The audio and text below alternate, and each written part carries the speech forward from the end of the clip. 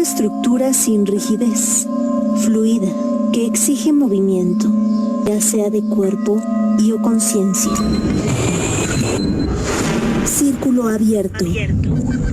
A la reflexión, la discusión, la crítica, la polémica, la construcción, la deconstrucción, el aprendizaje.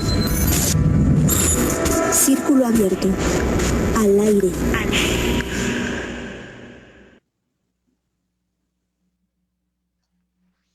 Hola, muy buenas noches a las personas que nos están sintonizando como cada martes a las 7 de la noche. Bienvenidas, bienvenidas a Círculo Abierto. Y bueno, para mí es un gusto el poder compartir espacio con ustedes y también con mis compañeras, sobre todo con el tema que vamos a abordar la noche del día de hoy, que es un tema algo polémico, no tanto como el de la gordofobia, ya lo vimos, no levantó tanta polémica, pero bueno, pero sí desde los debates bioéticos hay varias posturas, ¿no? Creo que va a ser el día de hoy un programa bastante enriquecedor y para ello tenemos a nuestras compañeras que como cada martes nos acompañan. Le mandamos un saludo a Diana que el día de hoy no nos pudo acompañar, pero bueno, saludo con mucho gusto a Dani. ¿Cómo te encuentras, Dani? Hola, hola, a las 2. Ya llegó Rey, a las 3. Entusiasmada con el programa, creo que se va a prestar a mucha reflexión entre nosotras. A mí me encantan estos temas donde incluso yo todavía estoy pensando como muchísimas cosas al respecto porque me ayudan mucho siempre ustedes. Aprendo y también me ayudan mis propias reflexiones, ¿no? Entonces estoy muy emocionada, muy contenta de este programa y con mucho trabajo.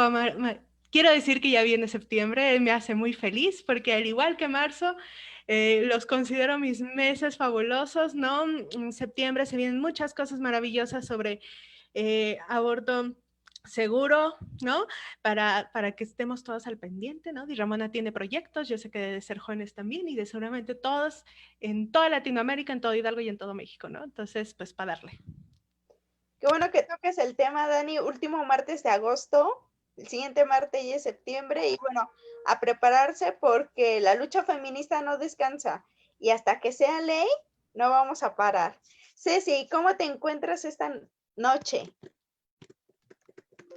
Pues entusiasmadas de escuchar su entusiasmo de que venga septiembre y eso me da como mucho gusto porque además me parece que es fundamental, ¿no? O sea, el que enuncie, por ejemplo, Dani, ¿no?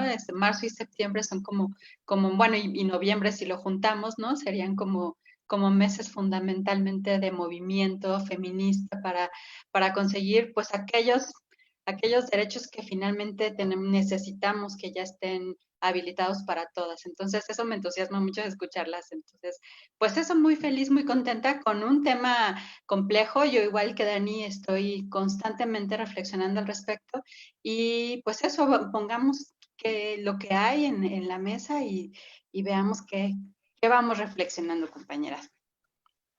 Sin duda el programa del día de hoy va a generar bastantes reflexiones. Reina, ¿tú cómo te encuentras?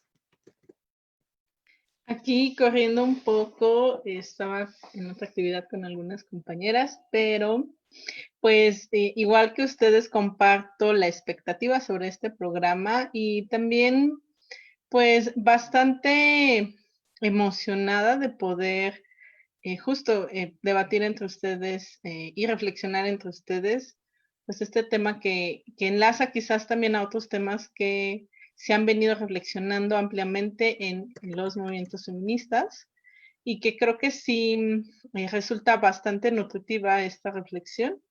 Entonces, pues así me encuentro, Gloria, expectante también de este Bastante, día. bastante expectante. La verdad es que yo he de confesarles, compañeras, querido público que nos sintoniza, que para prepararnos para el programa del día de hoy fue todo un reto, la verdad. ¿No? La investigación que hay aquí en México no está, aún todavía no tiene mucho sustento, no encontramos muchas fuentes mexicanas. La mayor parte de las fuentes que consultamos viene del extranjero, sobre todo de España. en el tema del día de hoy, que son los llamados vientres de alquiler, gestaciones subrogadas. Y bueno, es un tema que levanta mucha controversia porque pareciera que aquí tenemos dos polos, ¿no? Por un lado, quienes lo vemos como un derecho de las mujeres a decidir, un derecho que puede ser legislado, pero también quienes lo vemos como una parte de explotación y cosificaciones de las mujeres. Pero bueno, para ir iniciando este programa me gustaría que empezáramos por definir qué son estas gestaciones subrogadas, qué son estos llamados vientres de alquiler. Y quiero empezar contigo, Dani, porque siempre le envío la pregunta difícil a Ceci. Entonces, para cambiarle un poquito y antes que nada invitar a nuestro amable público a que nos envíe sus comentarios y sus preguntas para irlas reflexionando. Y bueno, vamos contigo, Dani. Dime. ¿Qué son las gestaciones subrogadas? Si las tuviéramos que definir, estos llamados vientres de alquiler, ¿qué son o en qué consiste toda esta situación? Bueno, así como con palitos y bolitas, ¿no? Básicamente, yo, Daniela, quiero ser mamá, entonces contrato a otra mujer para que ella en su vientre geste a mi hijo, pero yo le pago por ello, ¿no? Hay instituciones privadas, clínicas de asistencia que regulan de alguna manera estos servicios, ¿no? Tienen un banco ahí de mujeres que están dispuestas a realizar esta gestación y la persona que tiene pues la lana suficiente para hacerlo, ¿no? Pues paga por esto, ¿no? Paga sumas bastante importantes de dinero, ¿no? Y esta mujer pues lleva a cabo, ya sea con sus propios, dependiendo de las clínicas, ya sea con sus propios óvulos y otro esperma o mediante la fecundación in vitro, ¿no? De un óvulo fecundado por el esperma de la pareja en cuestión que desea pagar por este servicio, ¿no? Así creo que podríamos definirlo así en pocas palabras, como que eso es. Ya todo lo que hay alrededor es lo que vamos a platicar ahorita, ¿eh?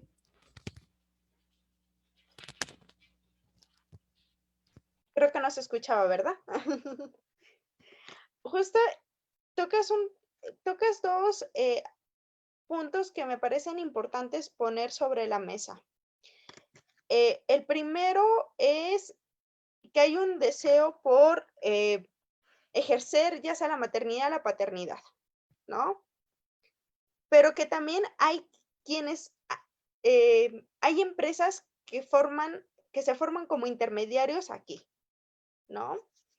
Y haciendo un poco el recuento, digámoslo así, histórico, los primeros datos que se tienen sobre maternidades subrogadas datan de los años 70 en Estados Unidos, en la que en aquellos años lo que se ocupaba era el óvulo de la mujer que rentaba su vientre y el esperma de X persona que quería el hijo, ¿no?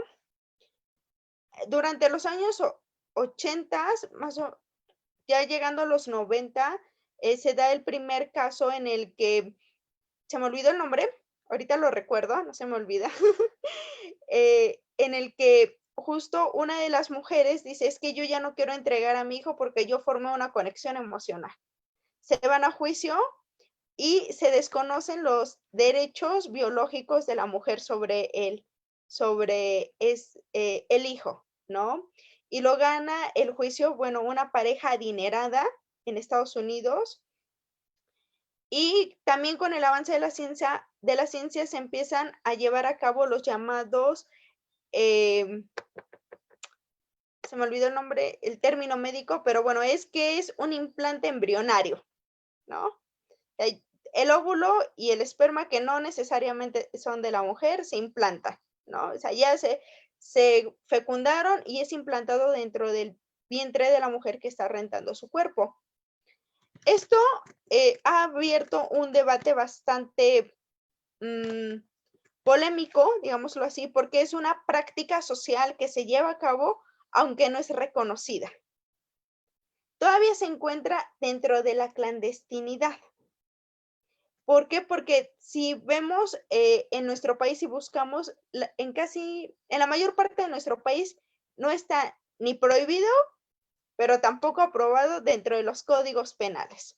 Pero eso no quiere decir que no sea una práctica que se lleve a cabo, ¿no? Ceci, ahora sí, ahí te va la pregunta, ¿no? El hecho de que sea la gestación subrogada sea una práctica social que no esté regulada dentro de nuestro código penal, ¿qué pros y contras da al momento en que se lleva a cabo?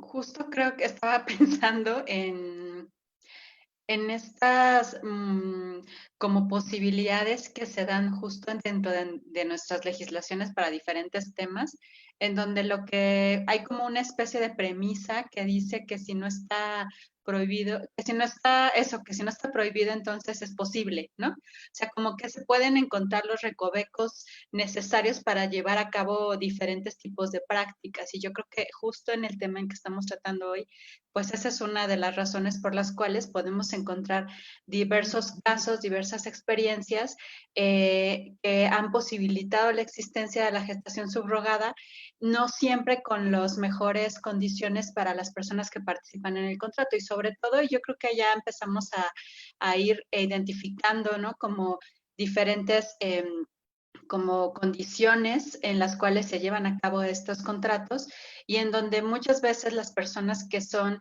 quienes rentan su cuerpo para hacerlo son mujeres que están necesitando hacerlo. Yo creo que en ese sentido, este debate en torno a la gestación subrogada se parece muchísimo al asunto de la prostitución, por ejemplo, que también es un tema desde el cual aparecen estas dos posiciones como muy contrarias, ¿no? Desde el prohibicionismo hasta el regulacionismo. Y entonces es como mirar que no es un contrato entre iguales. Y yo creo que esa es una cosa que necesitaríamos poner en la discusión. Entonces, en ese sentido, es como, si lo pensamos que finalmente estamos hablando de un negocio, ¿no? Y entonces es como, y una vez más pensando incluso en el asunto del capitalismo, ahorita recordé mucho a Diana que pondría énfasis en esa parte, ¿no? O sea, al final quien va a comprar el servicio también está de alguna manera tratando de que esto sea un buen negocio para esa persona o esas personas. Es decir, que pueda pagar este servicio en el menor precio posible, ¿no? Y en ese sentido, si no hay una regulación clara, pues hay posibilidades múltiples para poder pasar sobre los derechos de la persona gestante en este caso. O sea, de entrada creo que esas son de las cosas que podría empezar a comentar. Gracias, Ceci. Y justo creo que es muy importante el poner sobre la mesa, visibilizar quiénes están en qué posición, ¿no? Quiénes están en la posición de poder solventar un gasto que es carísimo de la gestación subrogada y quiénes están en la posición de acceder a alquilar su vientre. Porque las condiciones sociales, las condiciones culturales, pero principalmente las condiciones económicas, pareciera que es una realidad totalmente contrastada, ¿no? Reina, en tu opinión, esta relación es una relación asimétrica y una relación de poder, ¿no? En la que las mujeres que viven en situaciones de vulnerabilidad se les están violentando sus derechos humanos que las lleva aparentemente a aceptar por voluntad el alquilar su cuerpo, el alquilar una parte de su cuerpo, en este caso su útero, su vientre, para gestar a alguien a quien van a dar, ¿no? Hay algunas compañeras que dicen, se está rentando un servicio. Este servicio, ¿cómo pudiera llegar a violentar a las mujeres en sus derechos humanos? Justo ya, justo ya Ceci hace un momento iba colocando elementos de análisis que nos hacen mirar la complejidad de abordar el tema, sobre todo pensando no solamente en esta dimensión individual de los derechos que una mujer puede tener, sino también este carácter estructural. Y que en ese sentido las diversas corrientes de pensamiento feminista, las diversas corrientes feministas, es donde justo hay posiciones diferenciadas si aludimos a los elementos estructurales. Y creo que esta noción desde luego toca incluso la propia construcción y la concepción de los derechos humanos.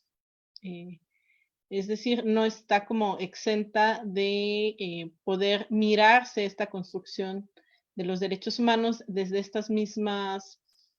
desde estos mismos ejes de análisis relacionados, por ejemplo, al colonialismo, a cómo se ha ido construyendo la noción propia de derechos humanos, en qué momentos históricos se ha ido construyendo y pues cómo se ha ido también esto reflejando hacia los cuerpos de las mujeres, que un poco el recorrido que hemos hecho a lo largo de estos programas, pues ha sido eso, reflexionar sobre el cuerpo de las mujeres, nuestro cuerpo, y cómo es atravesado por múltiples discursos y sobre todo, tú lo colocas bien, Gloria, por cuestiones de poder. Y frente a ello, creo que es importante poder colocar que en relación al tema de los vientres de alquiler, el debate no está cerrado porque implica ir colocando y reconociendo en su caso no solo los derechos de las mujeres, sino también de los propios niños o niñas que nacen a partir de este proceso. Y también, por ejemplo, derechos de filiación que pudieran ya tener una visión clara, pero más bien este tipo de procedimientos abre nuevamente esos debates y también coloca el debate ético, que siempre ha sido un debate importante alrededor de la ciencia. Y justo en ese sentido creo que estamos enfrentando pues también un hecho concreto que es los vientres de alquiler o la gestación subrogada existe. Eso es una realidad.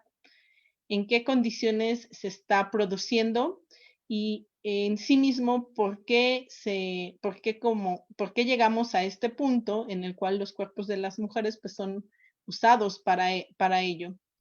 Y creo que el carácter estructural que comentaba Ceci es muy necesario de observar, también como los elementos de clase.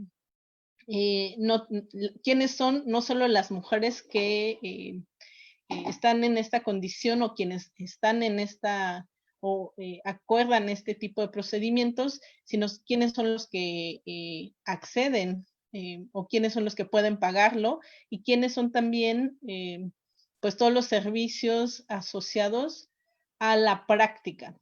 Y desde luego pues sí está este carácter económico y difícilmente son mujeres que han tenido en su historia de vida o en su trayectoria asegurados los derechos básicos, como puede ser el derecho a la educación, el derecho a la salud, a un empleo, el derecho a la vivienda, es decir, se están generando condiciones en las cuales pues mujeres que de por sí ya en esta estructura capitalista pues son quienes menor ejercicio o acceso a sus derechos tienen, son quienes están siendo, pues, son quienes están decidiendo este tipo de procedimientos. Y esto también en México particularmente, pues, se abrió todo un debate en relación también a los derechos de las parejas homoparentales, el derecho a la familia, ¿no? Y que para poder acceder a este derecho sea a través de este procedimiento.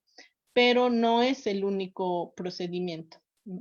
Entonces, creo que valen mucho para la reflexión hacernos estas preguntas de quiénes son las mujeres, en qué circunstancias y sobre todo en qué tanto sus derechos humanos básicos han sido garantizados, como para poder pensar que es una decisión y que tiene que, esta decisión pues es libre, informada, pues todas las características que tienen que ver un consentimiento informado, ¿no?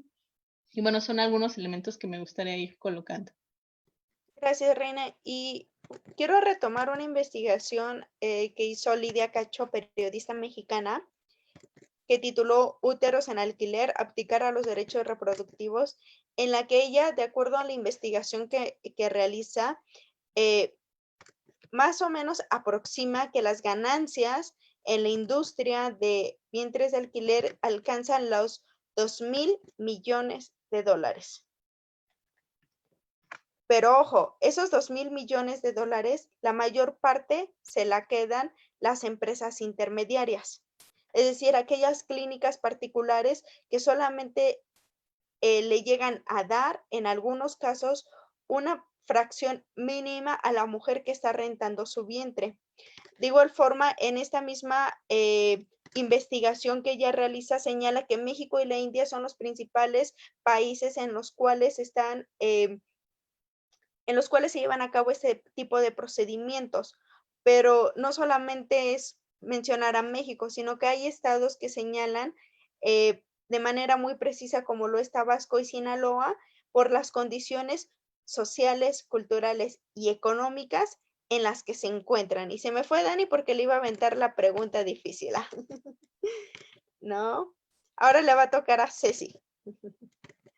Pero bueno, justo, y esto más o menos nos da un panorama de que las mujeres están viviendo una situación de vulnerabilidad, y algo que también señala esta investigación es que la mayor parte de las parejas que vienen a hacer este tipo de procedimientos son extranjeras de Europa, ¿no? En países donde el procedimiento es legal, pero hay bastantes condiciones, ¿no? Una de las principales críticas que se le hace al Estado mexicano es que el hecho de no regular violenta el derecho a la identidad de las niñas o niños que nacen, pero que también vulnera a las mujeres porque en algunas ocasiones son ellas las que se enfrentan a las demandas ante el DIF, ante el Ministerio Público, porque se les acusa de tráfico de personas, un delito bastante grave, ¿no? Y que hay que tomar en cuenta.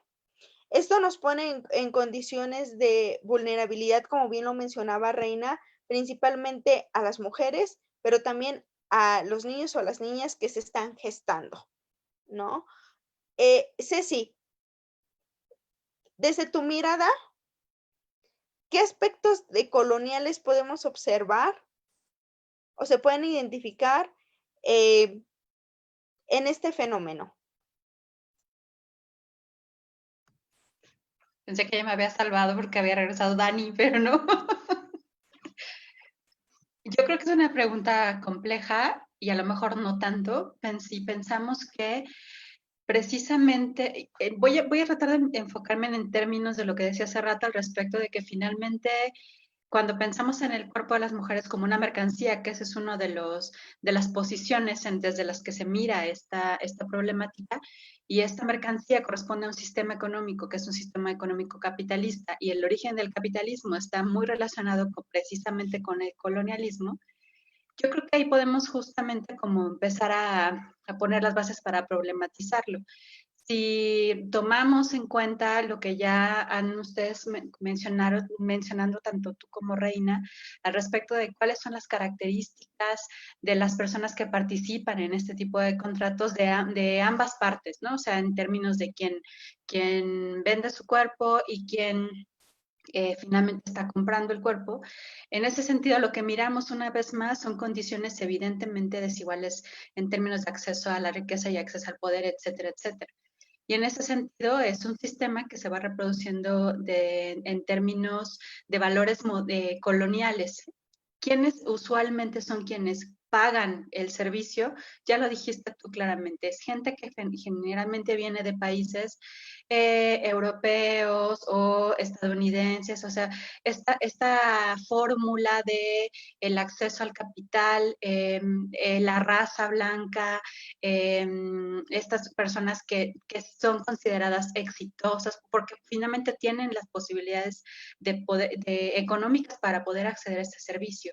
¿Y quiénes son finalmente, incluso pensando en estos países que tú nombras? Yo había leído por ahí, por ejemplo, que Ucrania también había sido uno de los países donde más habían dado este tipo de comercializaciones, pues son estos países que han sido nombrados desde precisamente el discurso colonial y de la modernidad como países en desarrollo. O sea, nuestros países en América Latina, en México, por supuesto, en muchos de sus estados, pues tiene estas condiciones que han sido nombradas como de desarrollo y en pobreza. Y en ese sentido, pues las mujeres que finalmente son parte de este contrato desde las mujeres que dan su cuerpo para la gestación, pues tienen las condiciones de ser de morenas, de clase baja, muchas veces pertenecientes a un grupo indígena, etcétera. O sea, en ese sentido me parece que está una vez más representada la toma del territorio, si pensamos una vez en mi cuerpo como territorio, ¿no?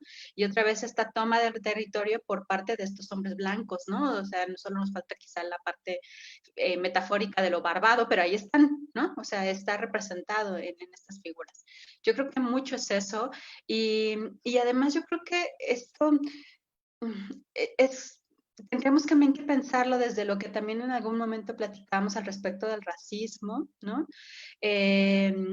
Incluso esta idea de pensar que yo que puedo, que estoy desde estos privilegios y que puedo hacer un bien a estas mujeres, o sea, es un ganar-ganar, ¿no? Pareciera, pero no necesariamente es así si nos vamos a estas bases que ya había puesto de alguna manera Reina al respecto de qué tan, o sea, cuando pensamos que es una decisión que es libre y voluntaria, ¿qué tanto realmente está siendo libre cuando, o sea, porque yo creo que una pregunta que yo me hago constantemente al respecto en estos temas, como en el asunto igual de la prostitución, tiene que ver con qué tanto es libre mi decisión de pensar, o sea, en qué momento se me ocurre pensar a mí como mujer que una buena idea es vender mi cuerpo para lo que quieras, pues, o sea, vender mi cuerpo para gestar a alguien, vender mi cuerpo para dar un servicio sexual, vender mi cuerpo para ser edecán. O sea, ¿en qué momento se me ocurre a mí como mujer que eso suceda?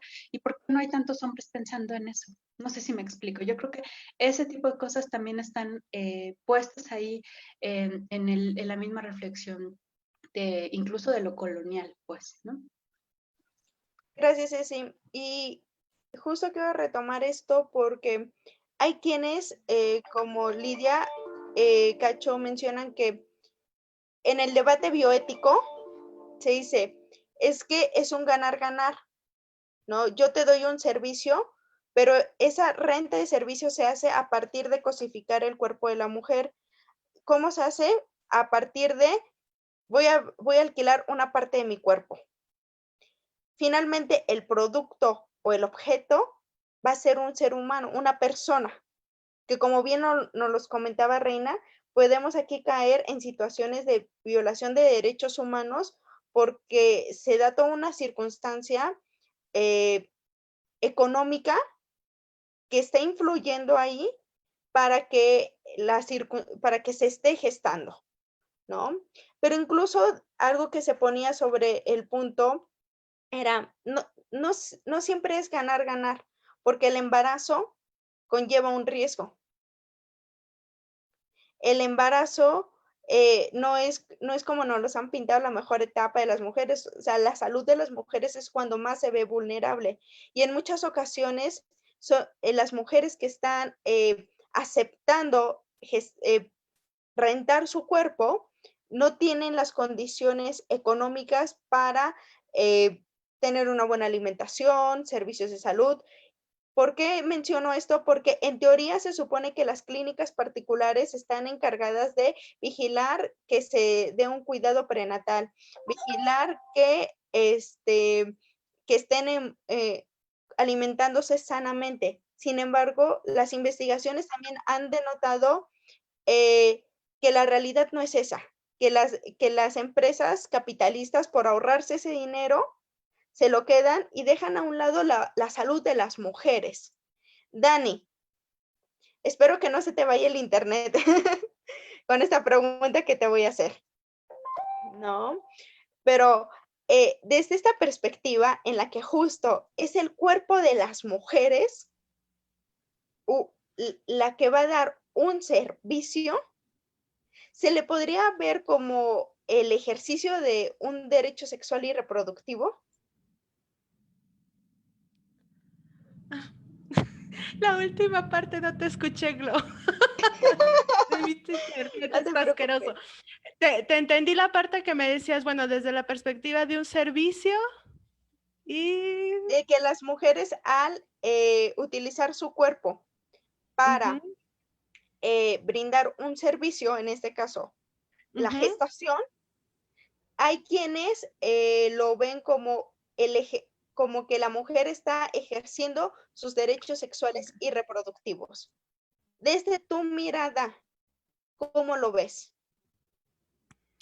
Ok, perfecto.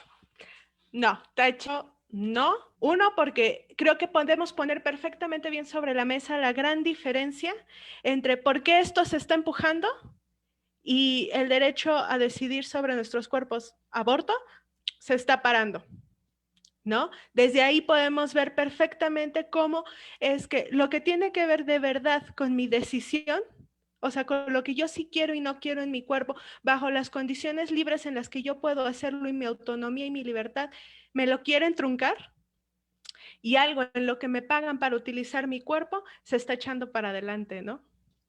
Entonces, creo que desde ahí podemos tener una visión de si de verdad están respetando mis derechos sexuales y reproductivos o lo cierto es que solamente le están viendo utilidad al cuerpo de las mujeres, ya sea como una vasija que gesta, que contiene, ¿no? Algo y que al final da a luz a un ser humano, ¿no?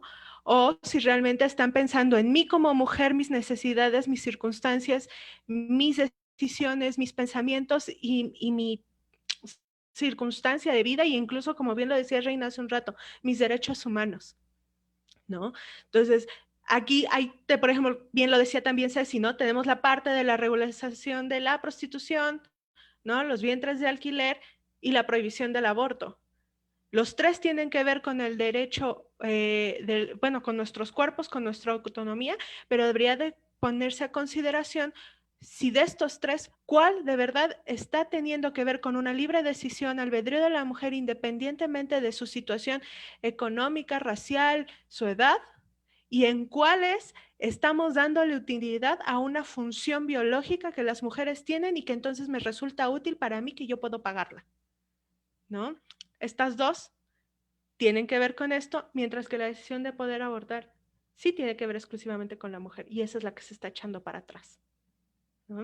Entonces yo creo que desde esta comparación podemos tener un poquito de claridad dónde están los intereses del patriarcado, cuál es el que el patriarcado le deja algo y cuál no. El derecho al aborto no le deja, porque es una decisión de la mujer. Estas otras dos sí, porque le dan una utilidad al cuerpo de la mujer, ¿no? Gracias, Dani. Y quiero retomar tu comentario, Dani, junto con el que nos hace Rodríguez Miranda, a quien le mando un gran saludo. Dice, interesante poner en lo público las prácticas clandestinas. ¿Y qué pasa con las mujeres que en algún momento rentan su útero y cuando el cliente no está satisfecho con el producto de la gestación y se desaparece? La verdad es que hay bastantes casos documentados de estas circunstancias, ¿no? Porque se les está viendo finalmente como un objeto, tanto a las mujeres como al producto gestante que se está gestando en este caso, y que esa responsabilidad no la quiere tomar ni la clínica particular ni quien pagó. O sea, prácticamente se desaparecen y las que quedan en el aire volando y en una situación de alta vulnerabilidad son las mujeres. Las mujeres que, como bien, si venimos retomando lo que nos ha comentado Ceci, están en unas condiciones de vulnerabilidad por las cuestiones interseccionales y esto es añadirle más a toda esta carga que se trae. Además de que en algunos casos que se han logrado documentar, la mayor parte de las acciones jurídicas van en contra de las mujeres. Y aquí una de mis preguntas sería, ¿a quiénes estamos criminalizando? Porque se está criminalizando a partir de un delito tan grave como es el tráfico de personas. Un delito que es bastante grave y que es muy rentable para el crimen organizado, y que en este caso, desde una visión patriarcal y capitalista, se le responsabilizan a quienes, si lo vemos desde una perspectiva social, cultural, de género, pues vienen siendo también víctimas en circunstancias de vulnerabilidad, que son las mujeres. Y que habría que ver cuántas mujeres están en prisión por este delito que está clasificado como tráfico de personas, pero que en realidad es en situaciones de vientres, de gestaciones subrogadas, ¿no? Y también algo que me gustaría retomar que nos comentaba Reina hace unos momentos es, ¿dónde quedan los derechos humanos del bebé una vez que nace? Porque parece que se vuelve un objeto de cambio. ¿Qué derechos se les están vulnerando, Reina? Justo un poco antes de responder esta pregunta, me gustaría puntualizar en esta cuestión de la criminalización de las mujeres, y que justo por eso no es un debate o no es un tema totalmente acabado, porque las mujeres que lo practican, si no comprendemos o entendemos este carácter estructural desde el cual toman esta decisión, podemos pensar o caer como en una cuestión muy fácil de criminalizar a las mujeres. Y justo no estamos hablando de juzgar o de criminalizar a las mujeres que deciden hacerlo, sino más bien de colocar el carácter estructural y cómo estas violaciones sistemáticas y estructurales de los derechos humanos a nosotras nos colocan justo en estas posiciones en las cuales se generan este tipo de atropellos para las mujeres que deciden hacerlo. Y creo que por eso no es un debate fácil en cuanto a la regulación, como ya lo marcaba Ceci, o en cuanto a la penalización, porque quienes llevan las de perder generalmente son las mujeres, entendiendo incluso cómo está construido el propio sistema de justicia, no solo en México, sino todo lo que implica el sistema de justicia. Y por eso muy importante invitar a esta reflexión desde un análisis decolonial, de qué significa la vida, qué significa el cuerpo de las mujeres, qué significa el territorio, cuál es la posición que se tiene en cuanto a lo económico y a esta visión capitalista. Y que dentro de esta visión capitalista, desde luego que sí se han generado una serie de marcos normativos que favorecen el propio sistema, ¿no? Entonces, no es un debate por eso acabado, y más bien hay que ubicar que en este proceso, pues también las mujeres son quienes, tanto para si se regula como si se penaliza, las mujeres son quienes llevamos las de perder, ¿no? Y que creo que justamente colocar el acento en este carácter estructural es importante para la reflexión, y en ese mismo sentido, ahora sí, reflexionar justamente sobre los derechos de niños o de niñas y sobre todo su derecho de filiación, porque estamos también viendo que incluso toda la noción que había alrededor de lo que es la familia desde un punto de vista jurídico se ha venido moviendo O sea, ha reflexionado, se ha cuestionado, se han tenido que hacer reformas importantes en cómo se concibe ya no a la familia, sino las familias.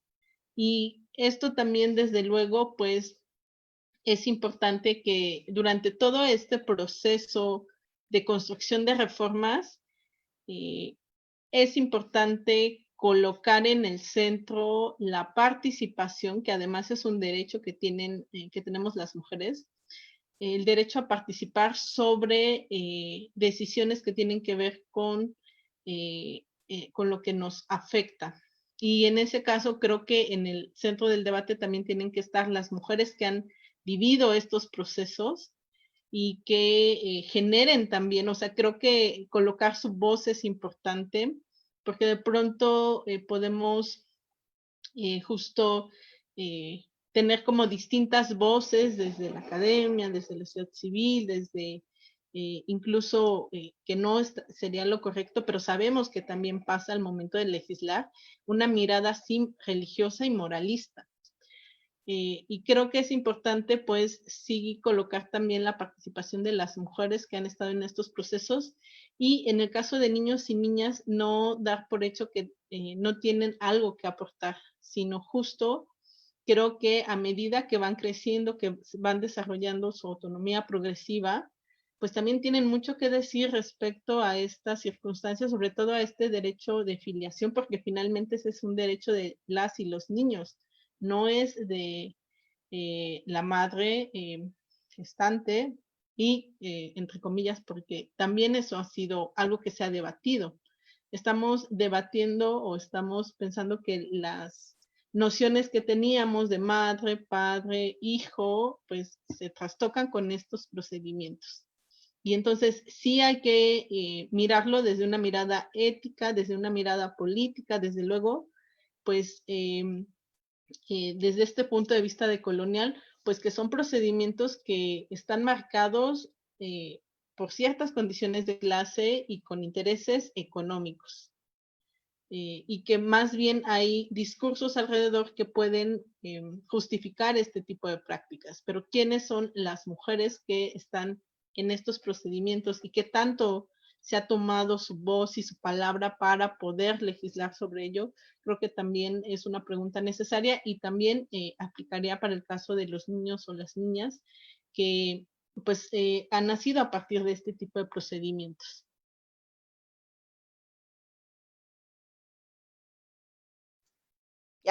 Perdón. Gracias, Reina. Y tocas un tema un punto muy importante. Retomar las voces de las mujeres que han llevado a cabo estos procedimientos.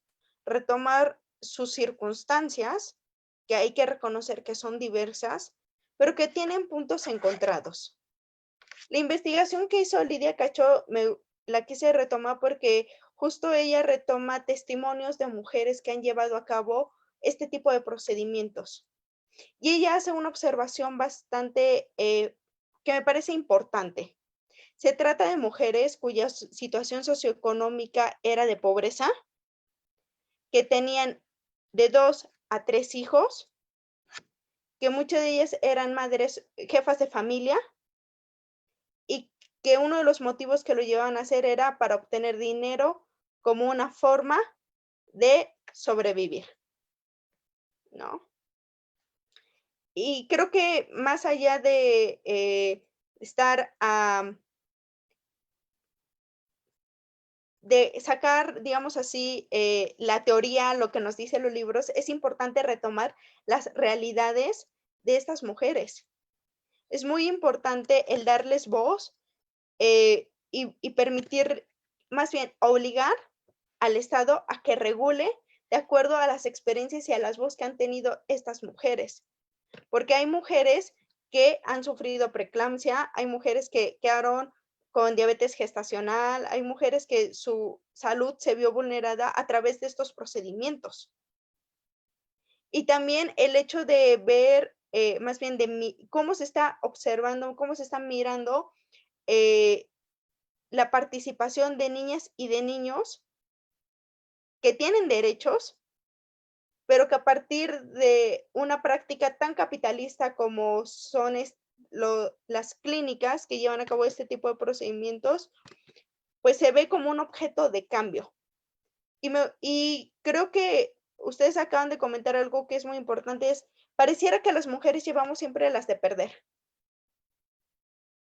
En este sistema capitalista, en este sistema tan patriarcal, por donde le querramos ver, llevamos las de perder, ¿no? Si se regula, una de las aproximaciones que hacía Lidia Cacho es, si se regula y se aprueba,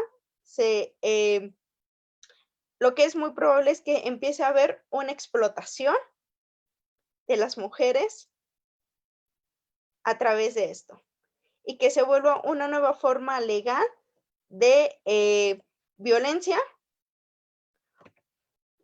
una nueva forma de, incluso lo llama hasta de crimen organizado. Pero si no se regula, se queda en la clandestinidad. Quedarse en la clandestinidad lleva a poner la salud de las mujeres en peligro, que muchas veces los tratos no sean respetados, que muchas veces si el producto del bebé no sale como los padres, las madres quisieron, pues se lo dejan ahí. Y que si existe una denuncia, ellas por ser mexicanas y por no tener la oportunidad de salir tan siquiera a otro estado, tienen muy altas probabilidades de terminar con una sentencia por tráfico de personas. En este escenario que parece tan catastrófico, ¿qué pudiéramos retomar, Dani, que sea en favor de las mujeres, pero también de las niñas y de los niños? Esa es difícil, muy, muy difícil. Creo que, como bien decía Reina, estamos ante un debate que está inacabado. Creo que hay muchas aristas que tenemos que estar observando. Y creo que definitivamente una de las claves aquí es que el movimiento feminista tiene que empezar a formar los cimientos necesarios para que esto se ponga a discusión desde las miradas personales de aquellas que están pasando por estas situaciones precarias y que tendrían que verse obligadas a llegar a este tipo de contratos, ¿no? De alguna manera hablando, ¿no?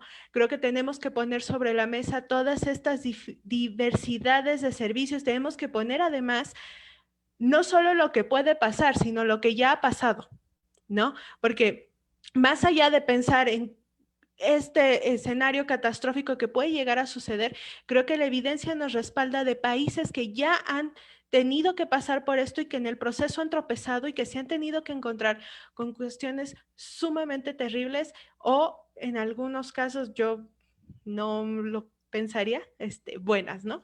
Pero en mi opinión creo que tenemos que basarnos en la evidencia de otros países que ya han estado regulando al respecto y después trasladarlo a las vivencias de las mujeres que ya lo están viviendo aquí en México, desde la clandestinidad, sí, pero también desde cómo están funcionando. Yo les platicaba, compañeras, hace, creo que ayer o en la mañana, que mi esposa colabora con una agencia de publicidad y entre esos servicios que da, hay una clínica que ya está funcionando en México, ¿no? Y como esa debe haber muchas, ¿no? Y que precisamente ellos hablan de estos claroscuros que existen en México y que de cierta manera les permiten actuación, ¿no? Y que habría que poner sobre la mesa qué tanto de ético tiene que estas organizaciones ya estén trabajando cuando no hay una regulación al respecto, ¿no?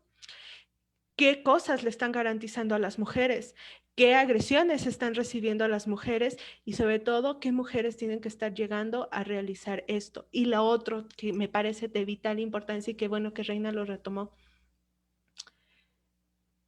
¿Tenemos nosotros como realmente derechos a tener hijos? Y en este aspecto es como los hijos pueden ser un capricho, ¿no? O sea, yo quiero tener hijos y ya nada más por eso y como tengo mucho dinero, pues bueno, entonces voy a andar contratando mujeres por la vida, ¿no?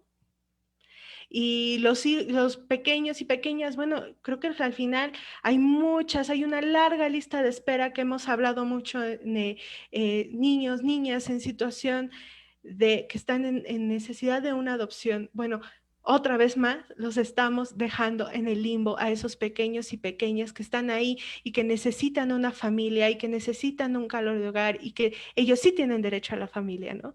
Entonces, creo que todas estas aristas tendrían que estarse poniendo sobre la mesa. Como movimiento feminista, sin duda hay mucho debate por delante y creo que tenemos ya que empezar a sentarnos a la mesa para llegar a acuerdos más uniformes en cuanto a este tipo de temas que de verdad pueden estar, nos están vulnerando a muchas mujeres y van a vulnerar a muchas más, y sobre todo están vulnerando también a niñas y niños, ¿no?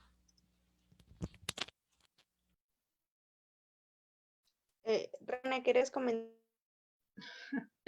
Me adivinaste mi lectura corporal, Gloria. Es que justo de lo que comenta Dani, creo que es muy importante retomar algo que ella comentaba hace unos minutos, y es quién está empujando la regulación. Son las mujeres que están inmersas en estos procedimientos, qué tanta información tienen justamente de sus derechos humanos, de lo que es una violación a sus derechos humanos, están ejerciendo su derecho a participar de manera libre, informada, y creo que eso es importante porque de pronto también se corre el riesgo de que las mujeres que están ya de por sí en estas condiciones de vulneración de carácter estructural de sus derechos también sean usadas, ¿no? Y no sean ellas quienes estén empujando este debate, quienes estén colocando esto como una necesidad de ellas. Y por eso recalco mucho el tema de la participación de las mujeres, porque es muy importante saber cómo ha sido la construcción alrededor de esta experiencia y también de dónde viene este interés de que se regulen, de que se legisle sobre estos temas. Y también considero de vital importancia que se pueda incorporar, o que podamos ir reflexionando justo estos temas a partir desde las distintas posiciones feministas, porque también, y lo hemos visto, ya lo comentaba Ceci de manera inicial, el tema alrededor de la prostitución, ¿no? Si es o no un trabajo. Y creo que justo los posicionamientos feministas en este tipo de temas es donde hay diferencias bastante importantes de mirar. Desde, por ejemplo, el feminismo radical, claro que cuestiona la estructura, el sistema capitalista, y dentro de ese sistema capitalista, pues está también este sistema normativo creado para donde las mujeres pues no hemos participado desde hace tiempo, y más bien es un sistema que va o tiene hondas necesidades de ser modificado, pero no se le apuesta a la modificación también desde este tipo. O sea, los cambios no están ahí, los cambios están más desde estos procesos autogestivos, de estos procesos también entre iguales y entre mujeres.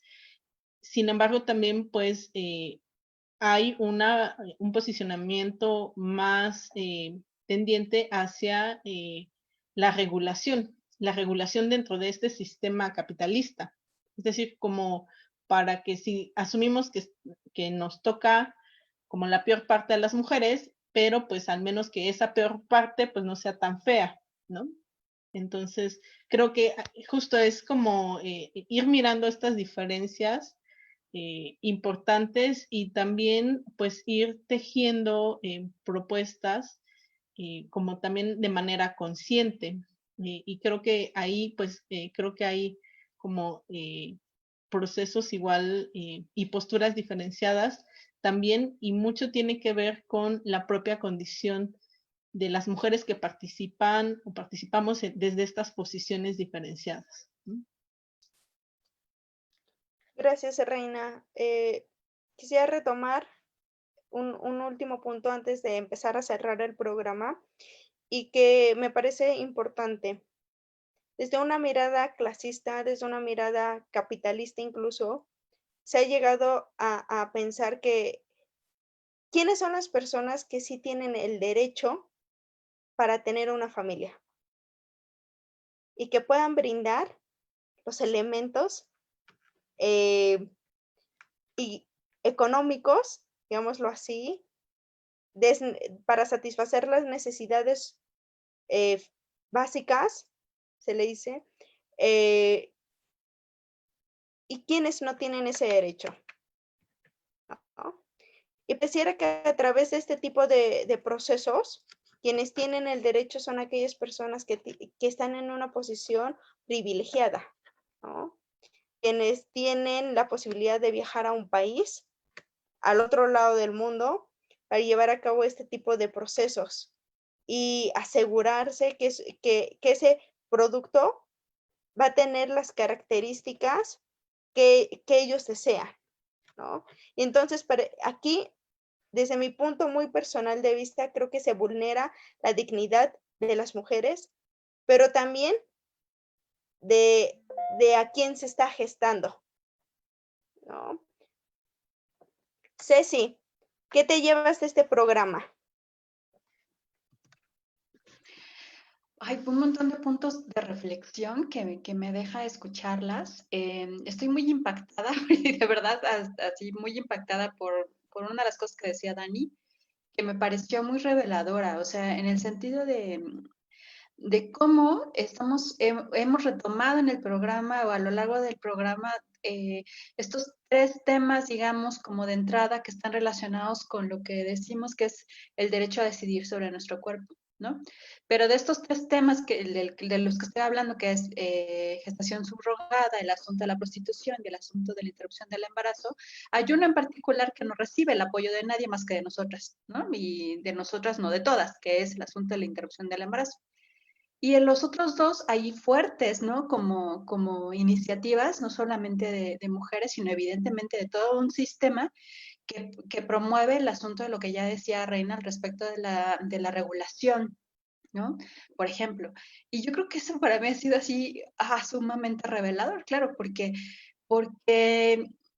si realmente estuviéramos pensando en posibilitar que las mujeres tuviéramos el derecho a decidir en nuestros cuerpos, entonces tendría que verse, o sea, atravesado de todos los temas, no solamente de dos, ¿no? Entonces ahí es cuando uno tendría que empezar a sospechar, o si no empezar, más bien seguir sospechando.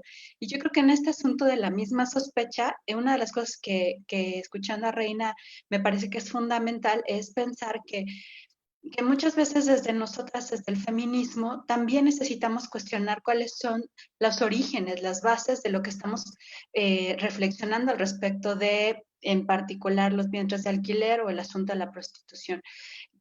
¿Cuáles son estas bases y a quién están sirviendo estas bases? Yo creo que necesitamos constantemente ponernos a pensar si no estoy sirviendo precisamente este sistema capitalista o este sistema colonialista. O sea, no estoy siendo parte del mismo engranaje, pero ya me compré un discurso y un discurso que puede ser muy, muy atractivo, como lo que ya decían hace rato en voz o en pro de los derechos sexuales y reproductivos, ¿no? O ese tipo de cosas me parece que es fundamental que miremos. Yo creo que una de las cosas que a mí me ha parecido muy importante de lo que hemos discutido en estos programas, compañeras, ha sido precisamente el asunto de la ética feminista. Yo creo que si lo miramos desde ahí, necesitamos pensar que nuestras acciones tendrían que ser para favorecer la vida de las mujeres. Y en ese sentido, pensando en lo que ya han estado comentando, yo creo que es necesario, no, o sea, es difícil tener una postura totalmente absoluta en estos temas, sobre todo pensando en nuestros países, ¿no? O sea, en este país en particular. O sea, yo no puedo ir con una postura totalmente prohibitiva, ¿no? Cuando eso va a llevar a las mujeres a vivir esta situación, porque la van a vivir, o sea, es la misma situación de la interrupción del embarazo y el asunto de la prostitución, pero en términos de clandestinidad, y eso las va a llevar a un riesgo mucho más amplio.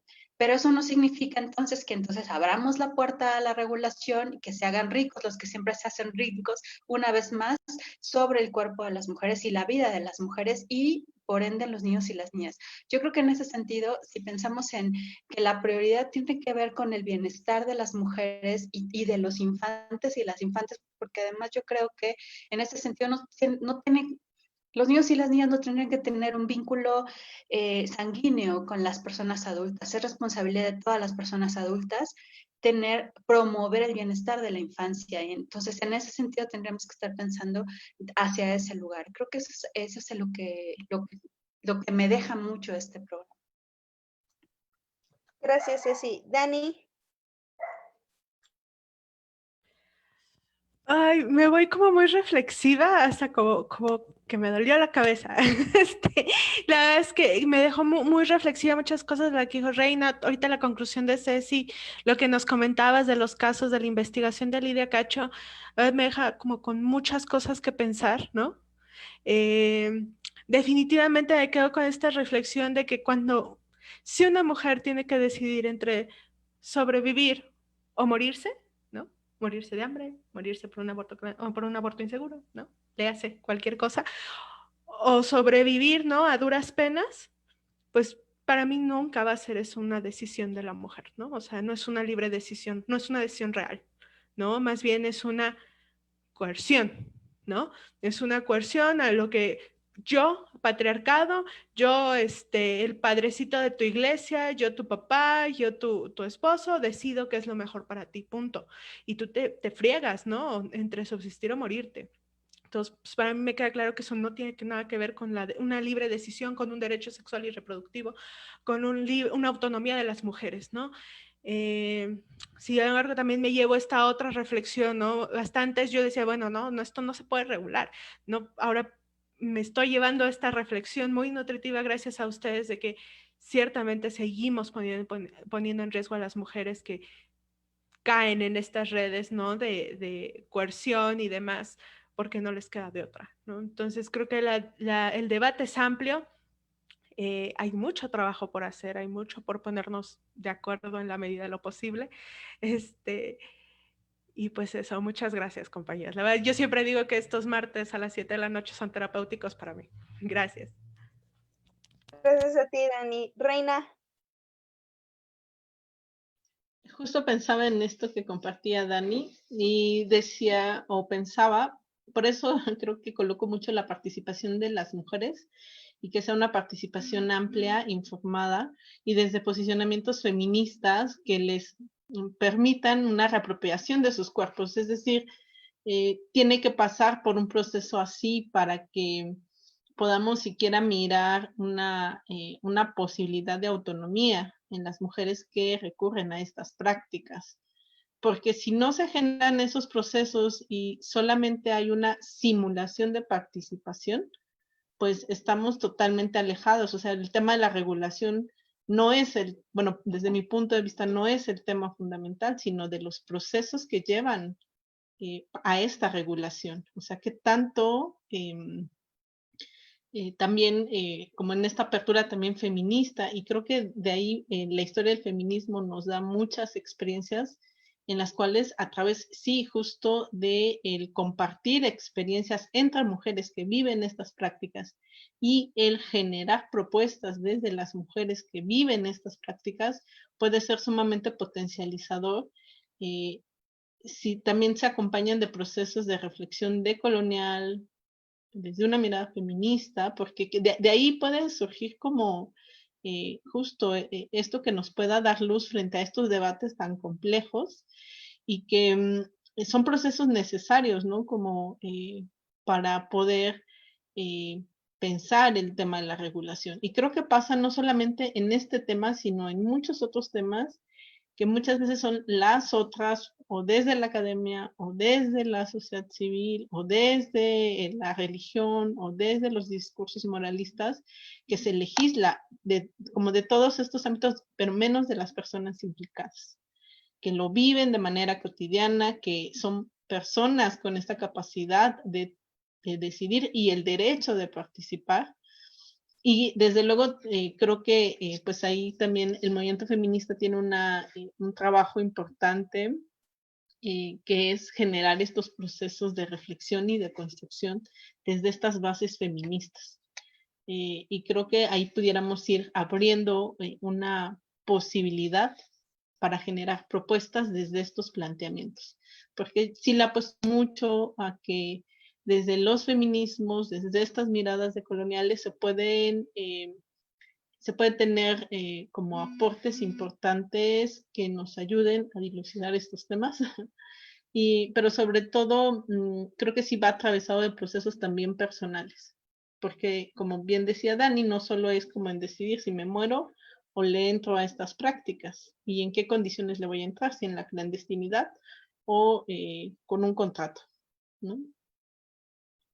O sea, si solo lo dejamos así, entonces no estamos viendo justo la necesidad de mirar históricamente cómo nuestros cuerpos han sido comercializados y cómo también frente a esa acción, pues ha tocado mucho la organización entre mujeres para poder mirar otras alternativas. Y qué tanto también, pues, cómo estamos mirando la figura del Estado, la relación y la regulación jurídica, si es una opción o no es una opción. Entonces creo que eso también nos puede ir dando luces para el debate. Y bueno, creo que ya nuestra compañera se desconectó. Comentábamos Fue a hace un momento. reflexionar. Ya está regresando Gloria. Creo que ya está por acá. Pues justo, esa era mi reflexión final. Gracias, Reina. Me perdí la última parte de tu reflexión, rayos. El internet me sacó, pero bueno. Y lo peor de todo es que estaba pensando en mi conclusión y esto me desconcentró. Voy a tratar de dar lo más puntual posible. Creo que esto es un tema que nos pone, más bien que visibiliza que las realidades de las mujeres no son ni blanco ni negro, que hay tonos grises, que son variadas y que son diversas. Y es justo la necesidad de que todas las legislaciones puedan proteger a las mujeres en esas variantes de circunstancias en las cuales se encuentra y nos encontramos, ¿no? Creo que este es un tema que nos abre bastante a la reflexión en lo personal. Híjole, creo que se necesita vigilar de qué manera se puede regular estas prácticas en beneficio de las mujeres, no perdiendo de vista que para el feminismo, para los feminismos, las mujeres somos sujetas de derechos, no somos objetos. Y recordarle a las y los legisladores que los derechos de las mujeres, en primera, no se negocian, no se consultan, y principalmente que son derechos que tienen que estar encaminados a asegurarnos, o por lo menos tratar de asegurarnos, una vida digna.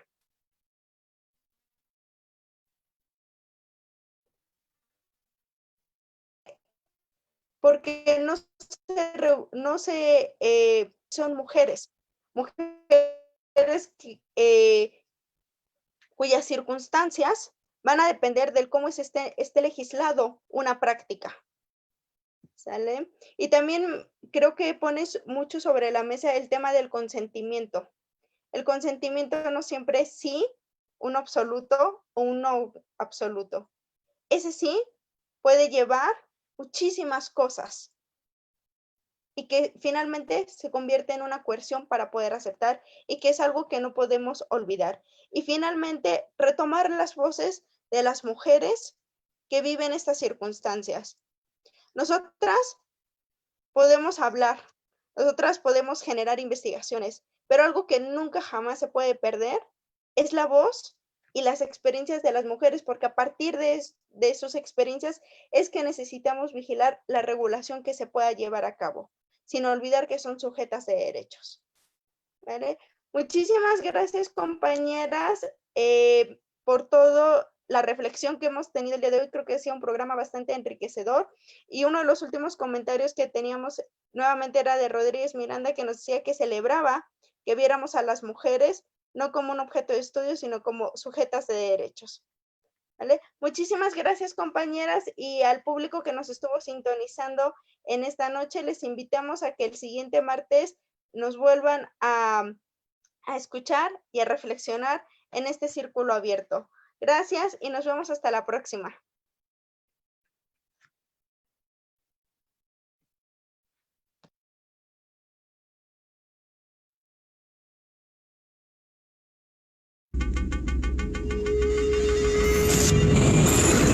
fue Círculo Abierto, un programa con enfoque de género, educación de la sexualidad, cultura de paz y derechos humanos. Hasta la próxima.